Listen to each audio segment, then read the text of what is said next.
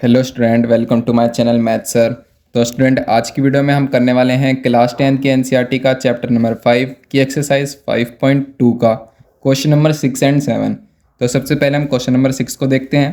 Question number 6 में हमें दे रखा है check whether -150 is a term of the AP. यानी कि हमें चेक करना है कि ये -150 जो टर्म है कि ये जो हमें गिवन एपी है इस एपी में गिवन है, इस एपी में है या नहीं। तो हमें एपी की सीरीज दे रखी है 11, 8, 5, 2 एंड सो ऑन। तो हमें यही चेक करना है कि -150 इस एपी में है या नहीं। तो चलिए इसको चेक करते हैं। तो सबसे पहले चेक करने के लिए हमें इसका फॉर्मूला पता होना चाहिए कि हमारा फॉर्मूला क्या होता है। हमारा फॉर्मूला होता है an is equals to a plus n minus 1 multiply D. And इस एपी में हमारा a क्या है, a है हमारा 11, डी हम फाइंड कर लेंगे सेकंड टर्म में से फर्स्ट टर्म को माइनस करके, यानी कि a2 माइनस ए करके। a2 कितना है हमारा 8 माइनस a कितना है 11, तो 8 माइनस 11 हो जाएगा हमारा -3। तो हमारा कॉमन डिफरेंस d की वैल्यू आ गई है -3। अब हमें चेक करना है कि 150 टर्म है यानी, तो हम लेट कर लेंगे कि let -150 be the nth term of this AP. कि हमारी जो ये -150 टर्म है हमने इसको nth टर्म लेट कर लिया कि यानी कि हमारी हमने इसको लास्ट टर्म में लेट कर लिया कि हमारी लास्ट टर्म है इस एपी में। तो हमारी an की वैल्यू क्या हो जाएगी, an की वैल्यू हो जाएगी -150। अब बचा क्या, हमारा सिर्फ n बचा, हमें n की वैल्यू ही फाइंड करनी है। तो चलिए अब n की वैल्यू को फाइंड करते हैं। तो हमारा फॉर्मूला है an is equals to a plus n minus 1 multiply D. an की वैल्यू है हमारी -150 इज इक्वल्स टू a की वैल्यू है हमारी 11 प्लस n की वैल्यू हमको फाइंड करनी है एंड d की वैल्यू हमने निकाल ली थी -3। तो -150 इज इक्वल्स टू 11 प्लस, अब इस -3 की हम इस n-1 में मल्टीप्लाई करेंगे तो -3 मल्टीप्लाई बाय n, तो ये हो जाएगा हमारा -3n एंड -3 मल्टीप्लाई बाय -1, तो ये आ जाएगा हमारा प्लस का 3। तो -150 इज इक्वल्स टू 11। अब हम ये ब्रैकेट को ओपन कर देंगे तो जो हमारा प्लस से अंदर मल्टीप्लाई होगा तो 11 -3n प्लस 3 ये हमारा आ गया। अब हम इसको सॉल्व करते हैं तो -150 is equals to 11 plus 3 14 -3n। अब हम क्या काम करते हैं, -3n को तो हम इज इक्वल्स टू के इस साइड भेज देंगे तो ये प्लस का हो जाएगा, और -50 को हम इस 14 के साथ इस साइड भेजेंगे तो प्लस हो जाएगा। तो -3n को हम यहाँ पर लाए तो ये हो जाएगा हमारा प्लस का 3n एंड 14 -150 को हम इज इक्वल्स टू के इस साइड लाए तो ये हो जाएगा हमारा प्लस का 150। तो 3n is equals to 150 plus 14 होता है हमारा 164, n is equals to 164 divide by 3।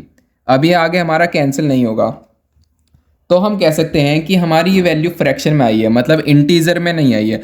अगर ये वैल्यू हमारे इंटीजर में होती तो हम कह सकते थे कि ये जो हमारी -150 टर्म है ये इस एपी की सीरीज़ में है। अब हमारी n की वैल्यू इंटीजर में नहीं आई तो हम कह रहे हैं कि ये जो हमारी -150 टर्म है ये हमारी एपी में नहीं है। तो हम लास्ट में एक लाइन लिख देंगे, therefore -150 is not a term of this AP. अगर इस n की वैल्यू अगर आती मान लो 12 आई है तो यानी कि ये जो हमारी -150 है ये हमारी 12th पोजीशन पे है, और इस एपी में गिवन भी हम ये लिख सकते थे। अब हमारी n की वैल्यू ये फ्रैक्शन में आई है तो अब फ्रैक्शन में मतलब तो हम ये हमारा पॉइंट में आएगा कुछ, और पॉइंट में हमारी टर्म होती नहीं है। तो हम ये कह रहे हैं कि जो हमारी -150 है ये हमारी इस एपी की सीरीज़ में नहीं गिवन है। तो चलिए अब क्वेश्चन नंबर 7 को सॉल्व करते हैं। क्वेश्चन नंबर 7 में हमें दे रखा है find the 31st term of an AP whose 11th term is 38 and 16th term is 73। यानी कि हमें इस 31st टर्म फाइंड करनी है एक एपी की सीरीज़ में जिसमें हमको 11th टर्म हमें 38 दे रखी है एंड 16th टर्म हमको 73 दे रखी है। तो चलिए इसको सॉल्व करते हैं। अब हमको 31st टर्म निकालनी है तो इसका मतलब यानी हमको A31 निकालना है, तो हमको A31 की वैल्यू निकालनी है, और हमको A11 गिवन है। A11 हमको कितना गिवन है 38 एंड A16 हमको गिवन है 73। अब हम क्या काम करते हैं, अब हम इन दोनों को इस्तेमाल करके हम एक इक्वेशन बनाएंगे। हमारा फॉर्मूला होता है AN is equals to A plus N minus 1 multiply D, ये हमारा फॉर्मूला होता है। अब A11 की वैल्यू हमको दे रखी है 38। अब अगर हम ये वाला फॉर्मूला इस A11 में लगाते हैं तो हम एक इक्वेशन बना लेंगे। तो चलिए इस इक्वेशन बनाते हैं इसको सॉल्व करके। तो A की वैल्यू तो हमें पता नहीं है, एंड N की वैल्यू हमारी क्या हो जाएगी 11th, क्योंकि हमको ये 11th टर्म 38 दे रखी है। तो N की वैल्यू हो जाएगी हमारी 11 माइनस 1, D की वैल्यू हमको पता नहीं। A11 की वैल्यू होती है हमारी 38 is equals to A plus 11 minus 1 10D। तो ये हो गई हमारी first equation, A plus 10D is equals to 38। अब इसी तरीके से हम A16 का इस्तेमाल करके एक और इक्वेशन बना लेंगे। तो A16 is equals to A plus N की वैल्यू हमारी 16 माइनस 1D, एंड A16 की वैल्यू क्या है हमारी 73। तो 73 is equals to A plus 15D। ये आ गई हमारी सेकेंड इक्वेशन।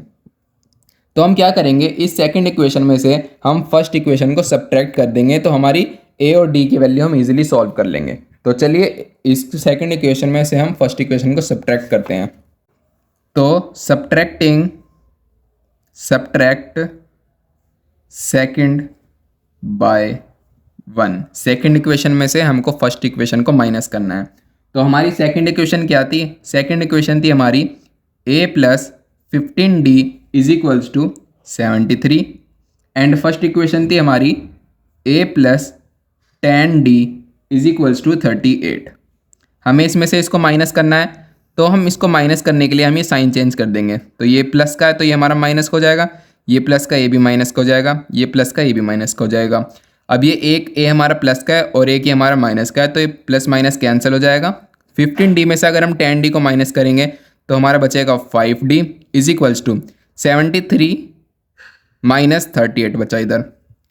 अब 5D इज इक्वल्स टू 73 में से अगर हम 38 को माइनस करेंगे तो हमारा ये आ जाएगा 35। D की वैल्यू आ जाएगी हमारी 35 डिवाइड बाय 5, तो 5 7 जा 35, तो D की वैल्यू आ गई हमारी 7। अब D की वैल्यू आ गई हमारी 7। अगर हम अब इन दोनों इक्वेशन में किसी में भी D की वैल्यू को पुट करेंगे तो हमारी A की वैल्यू आ जाएगी। तो मैं सेकंड इक्वेशन में पुट करता हूँ D की वैल्यू को। तो सेकंड इक्वेशन क्या थी हमारी, सेकंड इक्वेशन थी हमारी A plus 10D is equals to 38। अब D की वैल्यू हमारी 7 है, तो ये हो जाएगा हमारा A plus 10 multiply 7 is equals to 38। तो ये A plus 7T is equals to 38, A is equals to 38 minus 70।